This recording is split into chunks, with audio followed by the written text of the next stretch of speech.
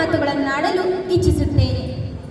ಈ ರೀತಿ ಮಕ್ಕಳ ಸಾಹಿತ್ಯ ಸಮ್ಮೇಳನದ ಉದ್ದೇಶವೇನೆಂದರೆ ಮಕ್ಕಳಲ್ಲಿರುವಂತಹ ಸಾಹಿತ್ಯದ ಅಭಿರುಚಿಯನ್ನು ಹೆಚ್ಚಿಸುವುದು ಹಾಗೂ ಬೆಳೆಸುವುದಾಗಿದೆ. ಈ ನಿಟ್ಟಿನಲ್ಲಿ ಶಿವಮೊಗ್ಗ ಜಿಲ್ಲಾ ಕನ್ನಡ ಸಾಹಿತ್ಯ ಪರಿಷತ್ತಿನ ಕ್ರಿಯಾಶೀಲತೆ ಶ್ಲಾಘನೀಯವಾದದ್ದು.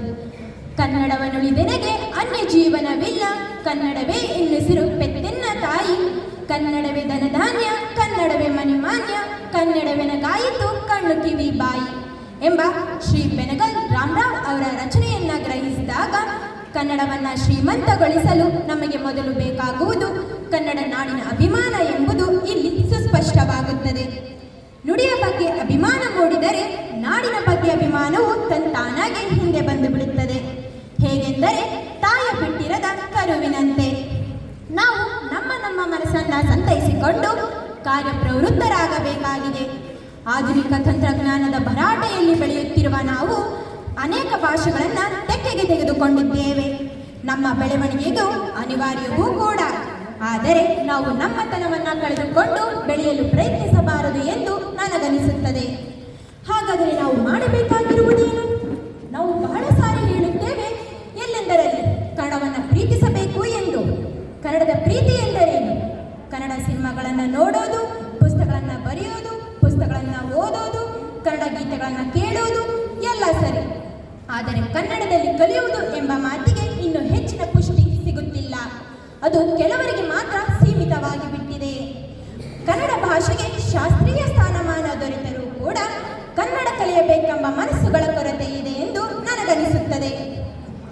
ಅಲ್ಲದೆ ನಾಡಿನ ಬೇರೆ ದೇಶದಿಂದ ಬಂದು ಅನ್ಯ ದೇಶದಿಂದ ಬಂದು ನಮ್ಮ ಕನ್ನಡ ಭಾಷೆಗೆ ಮನಸೋತ ಕಿಟಲ್, ಮೋಗ್ಲಿ, ರೈಸ್ ಮೊದಲಾದವರ ನಿದರ್ಶನಗಳು ನಮ್ಮ ಕಣ್ಮುಂದಿದೆ. ಅಲ್ಲದೆ ಕನ್ನಡದ ಬಗ್ಗೆ ಆಳವಾದ ಅಧ್ಯಯನವನ್ನು ಮಾಡಿ ಕನ್ನಡದ ನಿಘಂಟುವನ್ನು ರಚಿಸಿದ ಖ್ಯಾತಿ ಕಿಟಲ್ ಅವರದಾಗಿದೆ. ಇಂದಿಗೂ ಸಹ ನಾವು ಅದನ್ನು ಕಿಟಲ್ ಕೋಶ ಎಂದು ಹೇಳುತ್ತೇವೆ. ಅಲ್ಲದೆ ಭಾಮಿನಿ ಷಟ್ಪದಿಯಲ್ಲಿ ಅವರು ಕ್ರಿಸ್ತ ಚರಿತೆಯನ್ನು ಬರೆದದ್ದು ಅವರ ಕನ್ನಡ ಪ್ರೇಮಕ್ಕೆ ಸಾಕ್ಷಿಯಾಗಿದೆ. ಇಂಥ ಪ್ರೀತಿ ನಮ್ಮೆಲ್ಲರದಾದಾಗ ಮಾತ್ರ ಕನ್ನಡ ಶ್ರೀಮಂತಗೊಳ್ಳಲು ಸಾಧ್ಯವಾಗುತ್ತದೆ. ಕನ್ನಡ ನಾಡು ನುಡಿ ಶ್ರೀಮಂತಗೊಳ್ಳುವುದೆಂದರೆ ಆರ್ಥಿಕ ಶ್ರೀಮಂತತೆಯಲ್ಲ. ಹಾಗೆ ನೋಡಿದರೆ ನಮ್ಮ ನಾಡಿನಲ್ಲಿ ಶ್ರೀಮಂತರಿಗೆ ಏನೂ ಕೊರತೆ ಇಲ್ಲ. ನಾಡು ನುಡಿ ಶ್ರೀಮಂತಗೊಳ್ಳುವುದೆಂದರೆ ಜನರ ಶ್ರೀಮಂತಿಕೆಯಲ್ಲ. ನಾಡು ಸುಂದರಗೊಳಿಸಬೇಕು, ಭಾಷೆ ಬೆಳೆಸಬೇಕು ಎಂಬ ಮನೋಶ್ರೀಮಂತಿಕೆ. ಅದು ನಮ್ಮೆಲ್ಲರದಾದಾಗ ಮಾತ್ರ ತಾಯಿ ಭುವನೇಶ್ವರಿಗೆ ಸರಿಸಾಟಿ ಯಾರು? ಅಲ್ಲವೇ?